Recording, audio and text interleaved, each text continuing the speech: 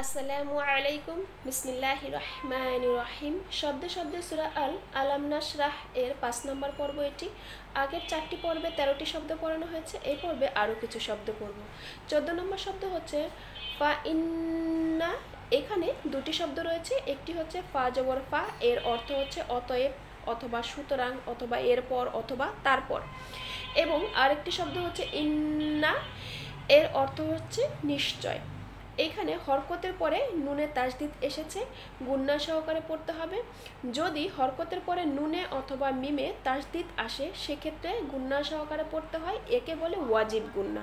আরও একটু সহজ করে যদি বলি, যখনই নুনে অথবা মিমে তাসদিদ আসবে সেক্ষেত্রে গুন্না সহকারে পড়তে হবে। 15 নম্বর শব্দ হচ্ছে মা আ, এর অর্থ হচ্ছে সাথে। 16 নম্বর শব্দ হচ্ছে রুস রি।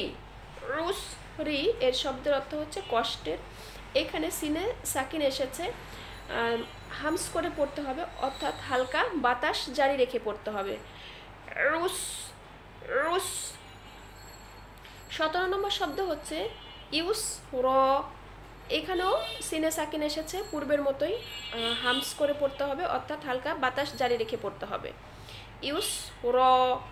এবং এখানে ওয়াকফের স্থান 2 জবর এসেছে। ওয়াকফের স্থানে যদি 2 জবর আসে সেক্ষেত্রে 1 জবর বাদ গিয়ে আর 1 জবর একালি পরিমাণ টেনে পড়তে হবে, অর্থাৎ এখানে পড়তে হবে ইউস র এবং এর অর্থ হবে স্বস্তি। তাহলে সম্পূর্ণ আয়াতটি যদি মিলিয়ে পড়ি, ফা ইন্না মাআল উসরি ইউসরা, এবং এর সরল অনুবাদ হবে অতএব নিশ্চয় কষ্টের সাথে স্বস্তি রয়েছে।